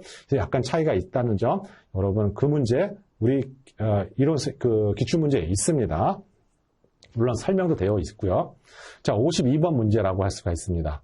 자, 인공신경망의 은익노드, 은익수, 분석하는 사람이 설정해야 좋아하는 값들이 많다. 이걸 우리 뭐라 그런다? 하이퍼 파라미터. 한국말로는 초매개 변수라고 하게 되더라고요. 근데 하이퍼 파라미터라도 그냥 한국말로 쓰시면 정답이 됩니다. 즉, 나올 때가 됐거든요. 이게 2회 때 빅분기 시험 문제였습니다. 자, 그래서 이와 같이 은익층의 노드와 수 결정 누가 해주는 거예요? 분석하는 사람이 결정하는 거예요. 그럼 이 사람은 어떻게 결정할까요? 나 어떤 옛날에 거래 데이터를 이용했더니만 걔가 이와 같을 때 내가 은익 노드를 2개 하고 닉층을 몇 개 했더니만 굉장히 잘 나왔어. 이게 바로 경험과 주관에 따라서 판단을 한다는 얘기가 되는 겁니다. 그래서 정답 4번 자동이 잘못된 표현이라고 하게 되죠. 자, 의사결정 나무 우리 재기적 분할을 하게 됩니다. 내려가면 내려갈수록 순수도가 증가하게 딴 말로 분수도가 감소하게끔 재기적 분할을 하게 되는 것이죠. 따라서 이거는 하향식 접근 방식입니다. 자, 그래서 그 이전과 이후 다 영향을 받게 되어 있어요. 순차적 방향이기 때문에. 그래서 정답은 3번이 영향을 받지 않는다가 잘못된 오답복입니다. 54번 문제. 자, 카파 통계량입니다. 우리 시험 문제에 나올 가능성이 드디어 주기성으로 따져서는 굉장히 높다고 할 수가 있습니다. 왜냐하면 좀 됐거든요. 한 주기성 따지면 한 1년 6개월 정도 된 것 같아요. 그래서 드디어 이제 나올 패턴, 순서 차례가 되었다라고 생각하시면 되겠습니다. 계산 문제로는 등장하지 않습니다. 계산 문제로 나오진 않습니다. 자, 하지만 내용을 알고 있는 정의 문제가 등장한다고 할 수가 있습니다. 자, 카파 통계량 처음 보시죠. 그죠? 예. 어떤 면접 간의 평가가 일치하느냐, 안 하느냐라고 생각하시면 되겠습니다. 카파 통계량. 오히려 우리 시험보다는 어디서? 사조사에서 출제 빈도가 높습니다, 원래. 근데 우리 시험에 안 나왔다가 이제 어쩔 수는 없어요. 왜 똑같은 문제 또 내면 안 되잖아요. 여러분 다 합격하면 큰일 납니다. 이거 출제위원들 아마. 자, 여기 나와 있는 단어, 우리 SOM이라는 거, 우리 인공신경망 AN과 비교해서 출제가 돼요. AN은 뭐예요? 지도학습이에요? SOM, 자기조직화 지도는 뭐예요? 비지도학습이에요. 그 다음에 AN은 역전파 알고리즘이에요. SOM은 역전파 알고리즘 아니에요. 전방 패스 알고리즘이라고 해요. 그 다음에 SOM은 구조가 단순해요. 입력층과 경쟁층 딱 하나로만 구성이 되어 있어요. 하지만 ANN, 인공신경막은 그렇지가 않죠. 그죠? 그래서 항상 여러분 현혹시키려고 AN을 설명하려다가 SOM 같은 거 내용 하나 집어넣고 그 다음에 SOM 설명하다 AN에 관련된 특징 하나 집어넣는 게 출제 패턴이라고 할 수가 있습니다. 중요한 건 여기서 유클리디안 거리를 구해요. 입력층과 경력층 가장 가까운 유클리디안 거리만 가중치가 갱신이 돼요. 그래서 걔만 출현이 돼요. 그죠? 근데 그 노드를 우리는 Best Match Unit이라고 해요. BMU라고 해요. 한 번 출제됐어요. 당연히 오답률이 80%가 넘었습니다. 자, 시그모이드 함수. 여러분이 기억하셔야 될 거 세 가지 함수가 있습니다. 첫 번째, 우리 시그모이드 함수. 두 번째, 소프트맥스 함수. 그 다음에 렐로 함수가 있어요. 자, 우리 시그모이드 함수라는 건 어떨 때 쓰는 거예요? 카테고리컬 두 개 분류할 때 쓰는 활성 함수예요. 그러면 두 개가 넘어가게 되면 뭐 써요? 소프트맥스 쓰는 거예요. 그 다음에 렐로 함수라는 건 아까 시그모이드 함수에서 뭐가 문제가 된다 그랬죠? 기울기 소시 문제 다음에 나와요. 그 때문에 등장한 게 바로 렐로 함수라고 생각하시면 되겠고요. 그러면 생각해 보세요. 그럼 활성화 함수를 어떻게 설정하죠? 어떤 문제를 풀 것인지, 이게 두 개의 범주의 분류 문제를 풀 것인지, 아니면 세 개, 네 개의 범주 분류를 문제를 풀 것인지, 문제의 본질에 따라서 활성화 함수가 설정이 되는 거예요. 입력 변수의 수에 따라서 결정되는 것도 아니에요. 그죠? 여러분 이거 기억하시면 되겠습니다. 자, 데이터 정기성 확인. 우리는 꼭 더빈-왓슨이 출제가 빈도가 높은 편이에요. 더빈-왓슨은 뭐라고요? 잔차의 독립성 검정. 또 정기성 확인 방법 중에 여러 가지가 있는데 우리 AD 방법 있죠. 앤더슨 달링 방법이 있어요. 그것도 여러분 기억하시고요. 자, 여러분 굉장히 익숙하지 않은 AD 방법이 딱 나와서 한 번쯤 오답 보기가 많이 쏟아진 적이 있었습니다. 자, 우리 여기 정규성 확인 방법 중에 하나가 있어요. 이론에도 있습니다. 이론서에도. 자, 바이어스와 베리언스 관계가 나왔는데요. 자, 이거는 맨 마지막에 제가 빅분기 얘기할 때 다시 한번 말씀드리도록 하고, 결국에는 바이어스라는 건 뭐예요? 실제값과 참값의 차이잖아요. 그죠? 자, 이거는 분석 모형이 유연해진다는 건 어떤 의미다? 분석 모델이 복잡해진다는 걸 의미한다. 자, 분석 모델이 복잡해지며 갈수록 우리는 일반화 가능성이 낮아지게 되고 특정 알고리즘에 굉장히 민감하게 반응하게 돼, 데이터가. 우리 그걸 하이 베리언스라고 얘기를 하게 된다. 그죠? 그럼 맨 오른쪽으로 가면 갈수록 바이어스는 트레인 데이터 최적화되어 있기 때문에 바이어스는 낮아지지만 베리언스는 굉장히 커지게 된다는 것이 올바른 정답, 3번이라고 하게 되고, 이거 다 어디에 관계되어 있어요? 여러분, 이 과목에 있는 분석 프로젝트의 5가지 속성 중에서 프리시전과 애큐러시 다 관련이 다 있는 부분이라고 할 수가 있습니다. 자, 제표본 가죽에서 동일한 가중치를 더 주어 표본을 추출하는 방법. 자, 이거 부스팅 기호 의미라고 할 수가 있겠죠. 어떤 분이 저한테 이런 퀘스천을 저한테 질문했어요. 아니, 이거 잘 된 거에 가중치를 더 둬서 우리 샘플링 하게 되면 더 올바른 거 아닙니까? 올바른 정답이 나오는 게 아닙니까? 라고 저한테 질문을 해주신 분이 한 분 계셨어요. 자, 이거 정확한 의미가 뭐냐면요. 제가 이것도 마지막에 있는데요. 우리 배깅과 부스팅의 가장 큰 차이점이 뭐냐면, 배깅은 패럴이에요. 평행해가지고 학습기 이동해서 갖고 나온 결과를 가지고 평균하게 되는 거. 하게 되는 게 우리 배깅이라고 한다면, 여기에 나오는 부스팅이 뭐냐면 sequential, 연속적인 의미라고 할 수가 있겠죠. 왜냐면 우리 어떤 분류기를 가지고 우리 했어요. 했더니만 잘못된 범주 분류가 잘못된 것들이 있죠. 걔를 가중치를 주게 되면 다음에 샘플링 할 때 걔와 관련된 게 더 많이 뽑혀요. 그죠? 그럼 약한 분류기를, 약한 위크 러너를 좀 더 강하게 만드는 거예요. 그죠? 그런 개념인 거예요. 그죠? 그러니까 약간 잘못된 분류를 더 샘플링을 더 확 뽑게 만드는 거예요. 계속 교정해 주는 거예요. 그죠? 그와 같은 방법 바로 부스팅이라고 생각하시면 되겠습니다. 그렇게 됨으로 인해서 아주 경계선을 아주 정교하게 만들 수가 있어요. 이따 나중에 끝나고 나면 한 번쯤 제가 그림으로 설명을 드리도록 하겠습니다. 자, 너무 많이 났어요. 차번입니다. 디퍼런스입니다. 자, 평균이 일정하지 않을 때 보통 2번 정도 하면 거의 평균이 일정해져 가요. 실제로 실무에서. 자, 이 같은 덴드로그램 어디에만 있는 것이다? 계층적 군집 분석에만 있어요. 덴드로그램에 나타나는 수치라는 것은 군집 간의 거리를 의미해요. 그 선에서 X선에서 구게 되면 그게 군집수라고 할 수가 있습니다. 그죠? 자, 그래서 150에 쭉 긋게 되면 우리 3개가 사다리가 걸리게 되죠. 그래서 군집수는 3개고, 자, 이것도 역시 제가 언급드리겠지만 우리 비지도 학습의 모형 타당성 지표는 지도 학습과 완전히 다르다고 할 수가 있습니다. 그죠? 우리 문제에서도 기출문제에 있지만 우리 비지도 학습은 우리 그 데이터 마이닝의 두 번째 있는 모형평가, 정확도, 뭐 민감도 그런 게 없어요. 그죠? 그래서 시험 문제에 더 출제가 잘 되는 거고, 그래서 실루엣 개수가 등장하게 되는 거고, K-민지를 이용한 엘보 기법이 문제가 나오게 되는 거고, 덴도그램도 그 중에 한 방법이라고 할 수가 있습니다. 개시적 군집 분석에서 어떨 때 군집수를 결정할까요? 자, 이거 가지고 결정을 하는 겁니다. 자, 이 문제는 너무 많이 출제가 돼서, 자, 강조하지 않을게요. 이 문제 100% 납니다. 최소한 2문제 나옵니다. 자, 여러분이 아마 그 토요일날 시험을 보고 나서 문제가 딱 정리하고 나올 때 모형평가와 연관규칙 학습을 딱 적중하고 나면 무조건 깔끔해집니다. 생각이 깔끔해집니다. 자, 리콜이죠, 정답은. 자, 이거 과대 의사결정 나무에는 나오는 패턴이 가지치기, 정지규칙. 중요한 패턴이고, 의사결정 나무와 인공신경망의 특징을 구분하는 문제. 그 다음에 진입값. 그죠? 그 다음에 목표 변수가 이산형이냐 연속형에 따라서 분류 기준. 그죠? 이게 전부 다입니다. 의사결정 나무에. 자, 여기는 가지치기에 관련된 내용이라고 할 수가 있습니다. 풀트리 된다는 거, 정말 독립 변수가 많다는 거, 또는 인공신경망에서 은닉 노드가 엄청 많다는 거. 그죠? 같은 개념이에요. 그죠? 그런데 아쉽게도 항상 우리는 머신러닝 파트에서는 바이어스와 베리언스는 어느 정점을 찾아야 된다라고 할 수가 있겠죠. 정규와 선형 회계도 마찬가지예요. 정규와 선형 회계할 때 아까 리치와 라쏘 있잖아요.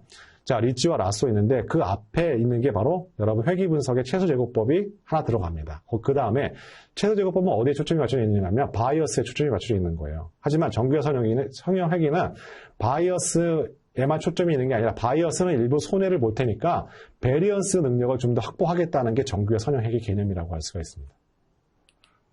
자, 우리 시험 문제에서 제 이번 차시에 예상되는 문제, 제가 마음에 가장 먼저 가는 건 이익도표라는 개념이 정의가 가장 먼저 옵니다. 왜냐하면 지금까지 한 번도 출제된 적이 없었던 것 같아요. 한 번?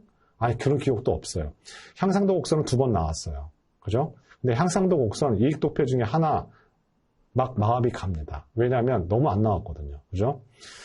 ROC는 반드시 나옵니다. ROC가 0.5일 때 분류 능력이 없는 겁니다. ROC가 0.5일 때. ROC 면적을 우리 AUC라고 하잖아요. 갑자기 저도 그 얘기에서 갑자기 왜 나왔어요. 그죠? 자, 여기 그 모형 평가할 때 3가지 기준이 있어요. 자, 1번, 2번, 3번인데요. 자, 여기에는 일반화의 가능성. 항상 오버피팅 생각하셔야 됩니다. 하이 베리언스 생각하셔야 돼요. 그죠? 그런 경우 떨어지는 거잖아요. 그죠? 자, 이런 문제. 저는 이 문제가 단답형으로 저는 예상이 됩니다. 왜냐면 이게 한 3년 전에 그 ADP 문제에서 객관형 문제였지만 저는 이거 반대로 저는 이거 단답형 문제라고 생각해요. 의사결정 나무에서 이상 목표 변수가 진위지수, 연속형 목표 변수는 분산 감소력일 때 쓰는 대표적인 알고리즘, 의사결정 나무에 카트 알고리즘이 있습니다. 그죠? 여러분 꼭 기억하시기 바랍니다. 맞습니다. 자, 우리 apply 함수 기반으로 해서 데이터를 스프릿 쪼개고 함수를 apply 적용해서 다시 combine 결합하는 거 플라이알 패키지라고 하게 되고요. 실제 여러분 분석 업무 할 때 플라이알 패키지가 많이 쓰일까요? 거의 안 쓰입니다. 그죠? 거의 안 쓰이고 얘보다 훨씬 좋은 패키지들이 되게 많아요. 되게 많습니다. 이제 과거 패키지인데 우리 여담이라고 한다면 빅분기에 들어가는 실기 시험에 R 있고 파이썬이 있어요. 근데 서로 간에 업데이트 정도가 달라요. R 패키지는 굉장히 옛날 패키지를 쓰게 되고 파이썬에 비해서 그래서 훨씬 좋은 패키지가 있는데도 불구하고 걔를 못 씁니다. 그죠? 희한하죠. 그죠? 그 업데이트가 안 돼 있는 거예요. 아주 옛날 버전 거로 지금 쓰고 있다는 거 참고 여담으로 말씀드립니다. 자, 플라이얼 패키지 관련된 정의. 저는 KN의 알고리즘 이번에 상당히 중요하다고 합니다. 저는 중요하게 생각해요. 그리고 나올 가능성이 거의 저는 이번에 나올 것 같습니다. 우리 지도학습은 크게 또 2개로 나와요. 물론 분류와 예측, 모형 나눠주기도 하지만 그 지도학습을 모델 기반을 통해서 목표값을 분류하거나 예측할 거냐 아니면 사례 기반을 통해서 그 분류 모형을 분류하거나 예측할 거냐 두 개로 나눈다고 할 수가 있습니다. 우리가 그동안 증형 데이터 마이닝 파트에 있던 로리스트 회귀 분석, 의사결정 나무, 앙상블 모형 다 모델 기반을 통해서 분류나 예측을 할 수가 있어요. 하지만 KN에는 모델이 없습니다. 즉, 그래서 게으른 학습이라고 하게 되고, 자, 빅분기 시험에도 나왔겠지만, 사례 기반 학습이 키워드라고 할 수가 있습니다. 사례 기반. 자, 사례 기반이라는 건 뭘까요? 모델이 없어요. 그 데이터 뚝 떨어지고 난 다음에 가장 가까운 거리 분석하는 사람이 3, 5, 7, 설정을 해서 그 가까운 데이터 범주 보니까 네모가 2개, 세모가 1개 있어요. 언어는 네모야. 이렇게 결정하는 거 KNN 알고리즘이라고 할 수가 있습니다. 그죠? 꼭 기억하시기 바랍니다. 이게 나중에 또 한번 제가 개념을, 이게 그냥 여기서 끝나는 게 아니에요. 나중에 여러분 이제 우리 시험 문제 불균형 데이터에 관련된 거가 나오거든요. 그때 한번 다시 한번 말씀을 드리도록 하겠습니다. 자, 로지스틱 회계함수 0과 1 사이. 자, 정답은 시그모이드. 그죠? 여기 나오네요. 클래스 불균형이 나오게 되는데요. 자, 여러분 이제 클래스 불균형이라는 건 뭐냐면 또는 범주의 불균형이라고 해요.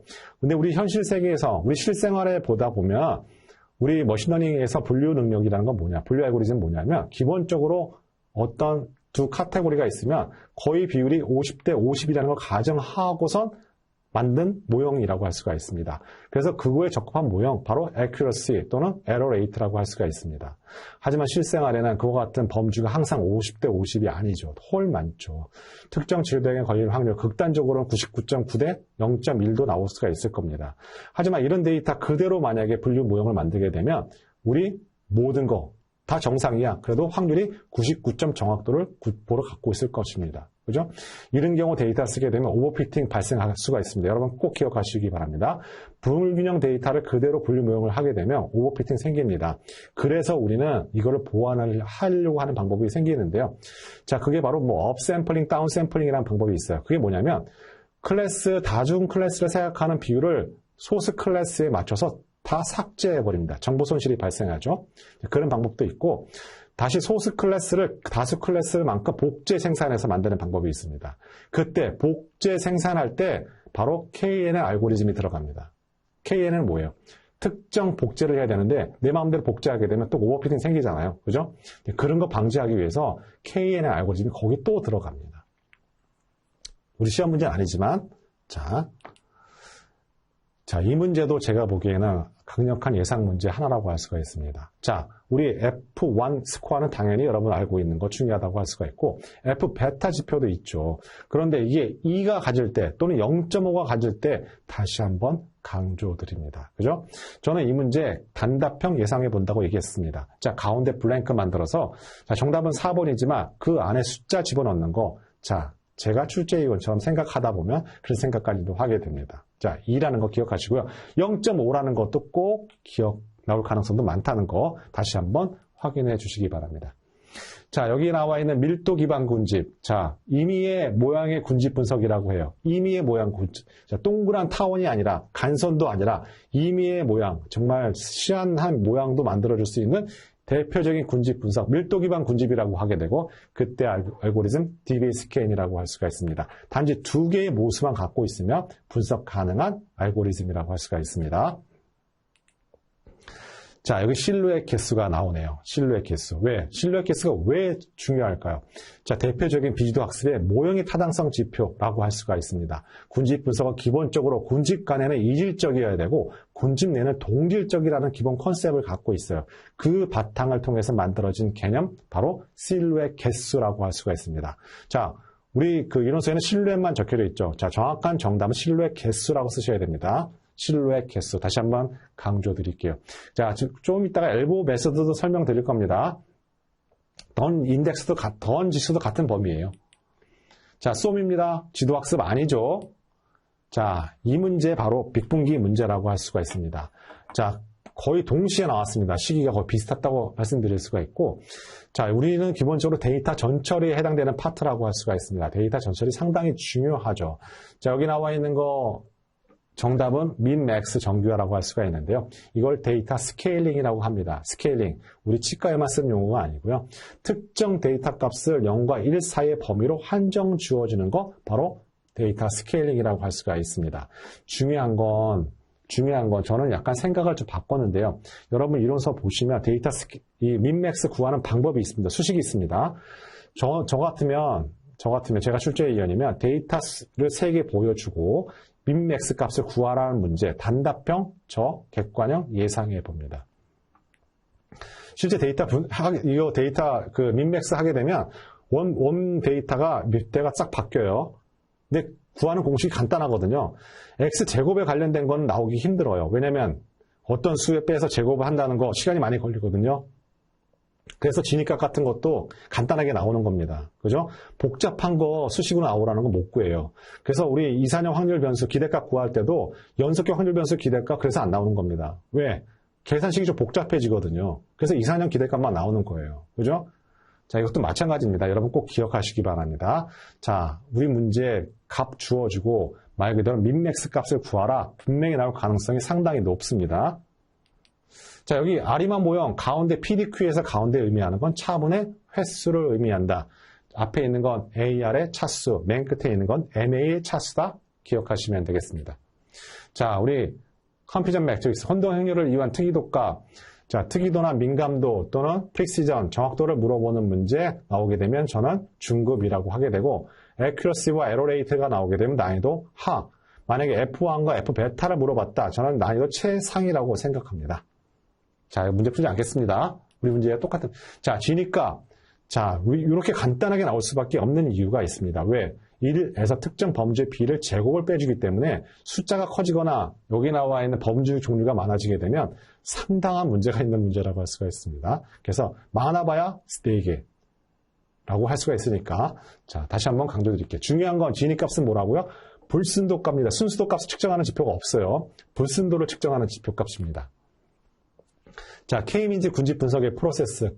우리는 프로세스를 좋아한다 그랬죠, 시험에. 순서를 항상 중요하게 생각해요. 그죠? 다시 한번 강조드리도록 하고, 정답은 1번이죠. 자, 80번. 이거 설명에 존재할 게 회의에서 정확한 추정이 곤란한 경우. 자, 문제가 여기 앞문제나 뒷문제라 바뀌었습니다. 정답은 다중공성성이라고 할 수가 있습니다. 자, 이게 그 문제겠죠. 자, 연관규칙 분석과 유사한 아이디어에 출발하지만 시간 또는 순서에 따른 사건의 규칙을 찾는 점에서 다른 분석을 무엇이라고 하는가? 순차 패턴 분석이라고 할 수가 있습니다. 우리 연관 분석은 뭐예요? 동시성이에요. A를 사고 B를 뭘 동시에 샀는지. 하지만 순차 패턴 분석은 뭐예요? 시간성. A 사람이 뭘 샀까라는 시간 순서에 관련된 연관성 분석이라고 할 수가 있습니다. 자, 우리 인공신경망에서 우리 빅데이터 분석 기사 첫 회, 2회 문제라고 할 수가 있죠. 인공신경망에서 학습을 한다는 건 뭘까요? 자, 1번, 2번, 3번, 4번이 있는데요. 정답은 1번이었는데 가중치를 갱신하는 거 정답이라고 할 수가 있습니다. 우리 어떤 사람을 봤을 때 첫 호감도는 각각의 오감에 따라 달라진다고 할 수가 있겠죠. 각각의 가중치가 다르다고 할 수가 있어요. 자, 이런 가중치가 서메이션 합이 돼서 활성화 함수를 통해서 출력 결과가 나오게 되죠. 그래서 실제 참값과 예측값의 차이, 이게 오차라고 하게 되죠. 그죠? 이와 같은 손실, 오차를 구하는 함수, 제가 좀 이따 설명하겠지만, 여러분 회귀 분석할 때 최소 제곱법을 기억하십니까? 그때 쓰는 지표가 MSE 값입니다. 그죠? 자, 이게 바로 손실 함수라고 하게 되고, 이 함수가 다시 미분하게 되면 기울기를 의미한다고 할 수가 있어요. 즉, 이게 왔다 갔다 하면서 이 오차가 변동이 없을 때까지 반복적으로 하게 되는 거, 그게 바로 역전파 알고리즘이라고 할 수가 있겠죠. 하지만 어닝로드, 심층신경망이 되면서 어닝로드 너무가 많아 생기면 이 기울기가 거의 0으로 돼버리게 되면 학습을 못하게 됩니다. 즉, W를 갱신하지 못하게 되죠. 대표적인 이런 문제가 시그모이드 함수, 양쪽 끝을 보십시오. 거의 수평이 되어 가고 있죠. 이때 바로 기울기가 소실되는 문제가 발생하게 된다. 그때 이용하는 함수, 활성함수, 렐로 함수까지 기억하시기 바랍니다. 아직까지 한 번도 출제된 적이 없습니다. 이와 같은 문제, 기울기 소실 문제라고 해요.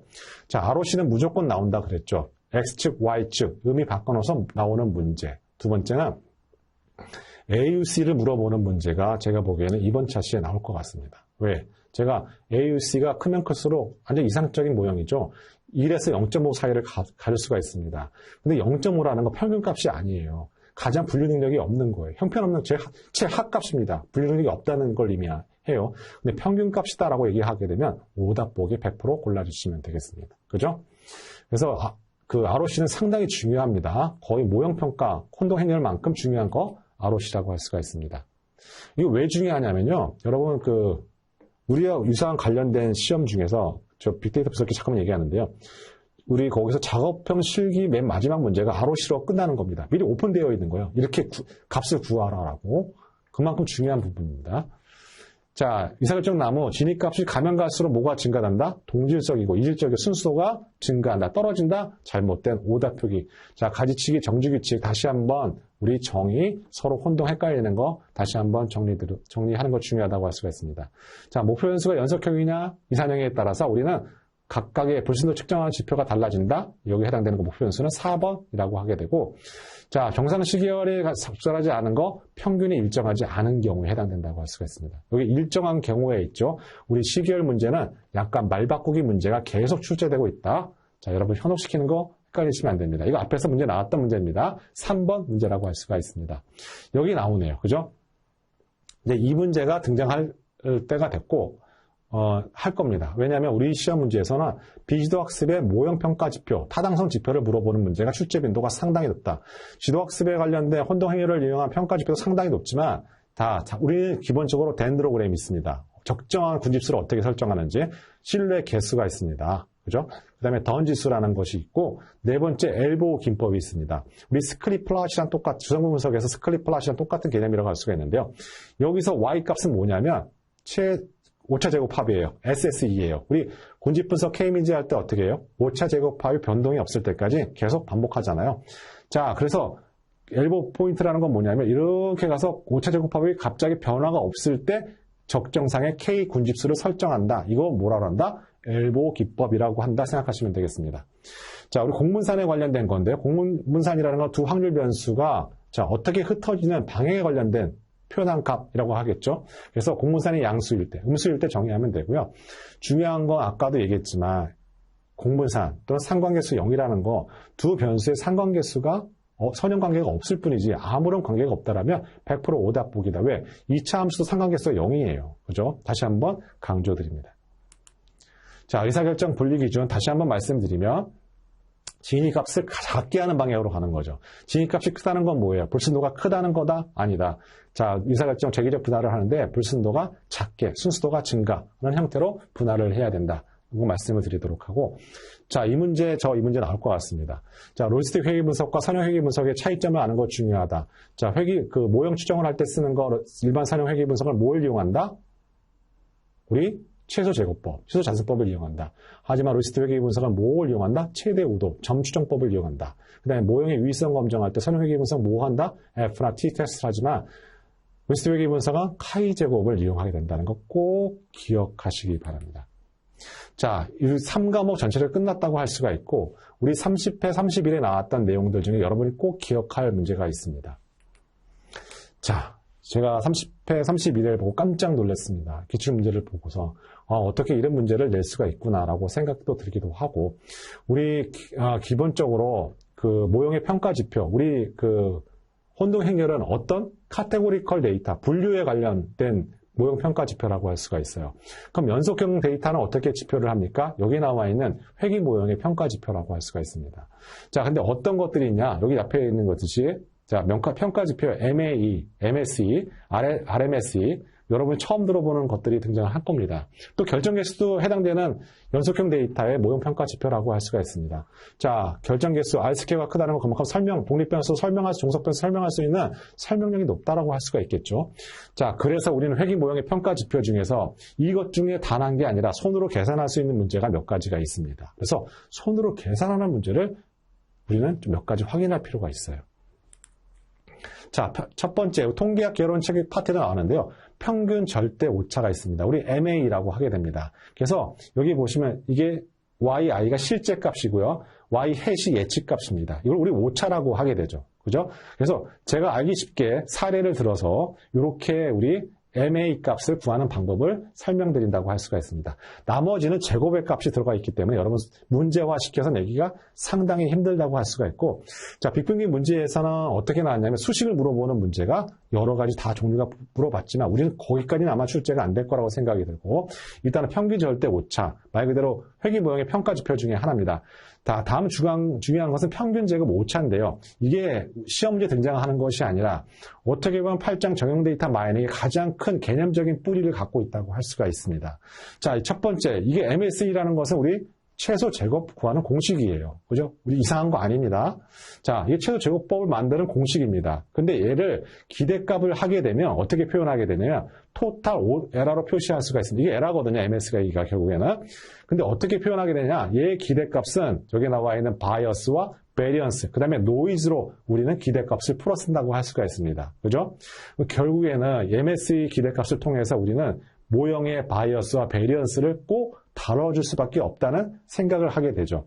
보면 여기 X축의 모델의 복잡도입니다. 그죠? 우리 좌측에 보시면 우리 어때요? 처음에는 베리언스가 굉장히 작죠. 그죠?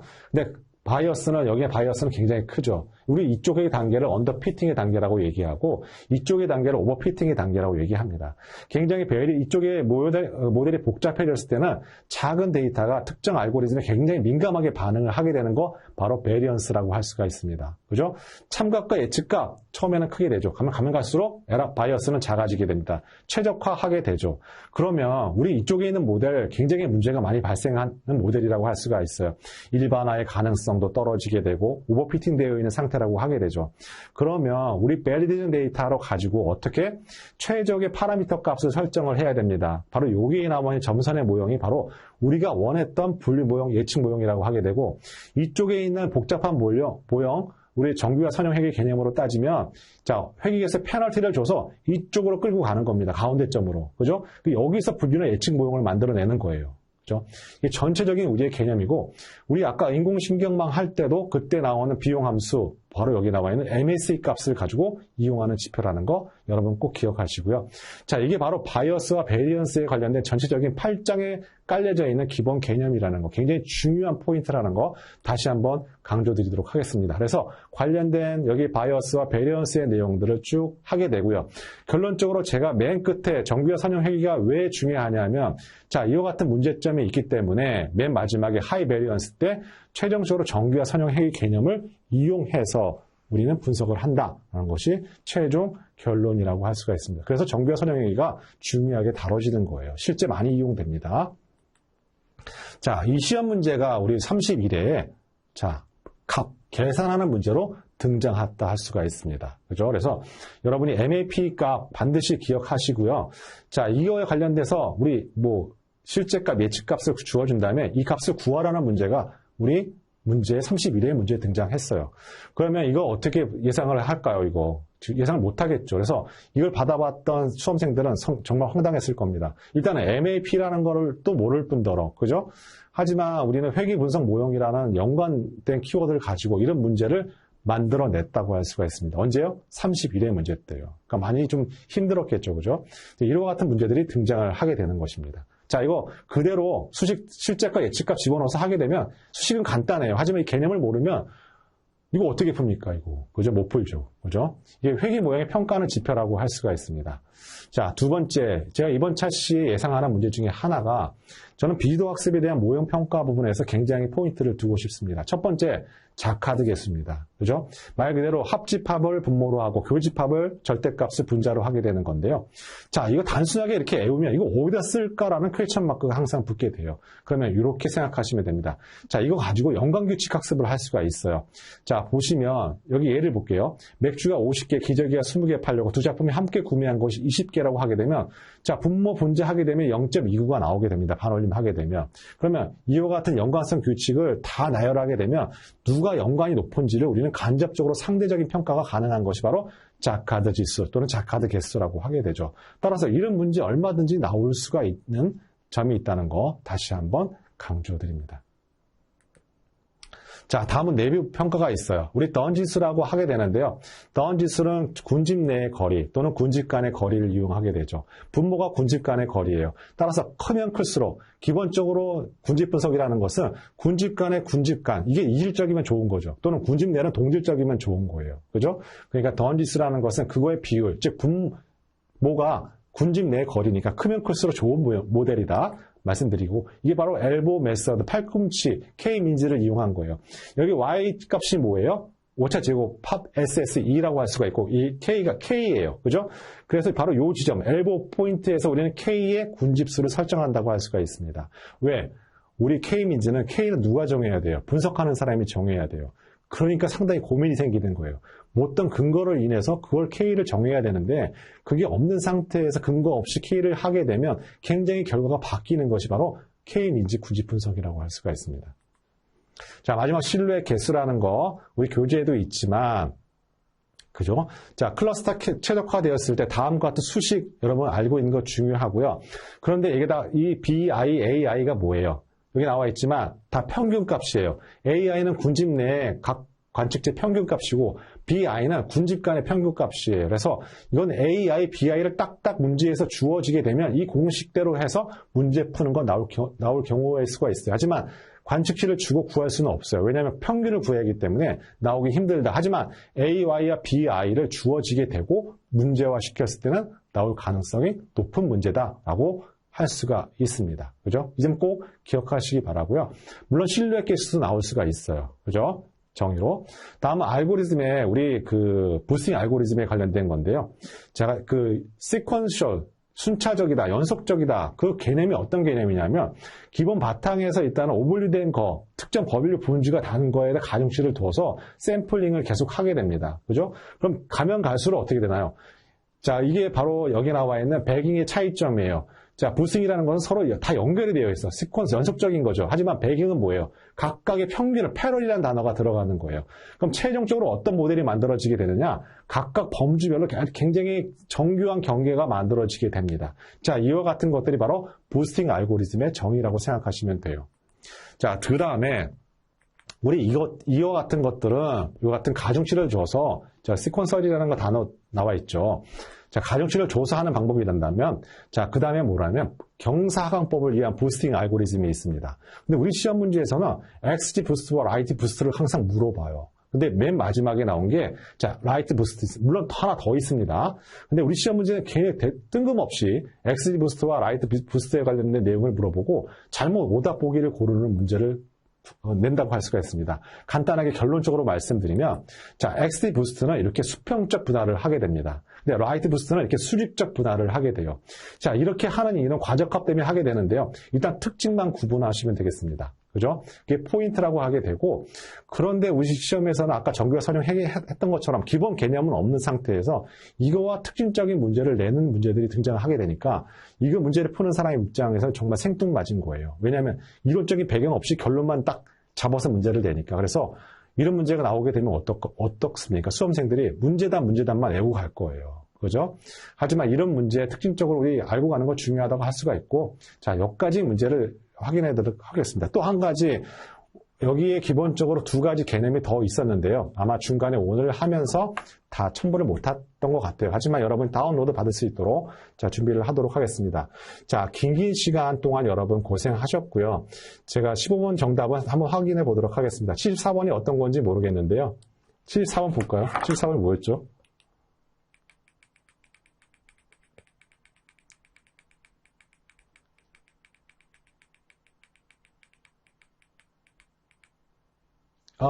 가장 적절한 것을 물어봤네요. 죄송합니다.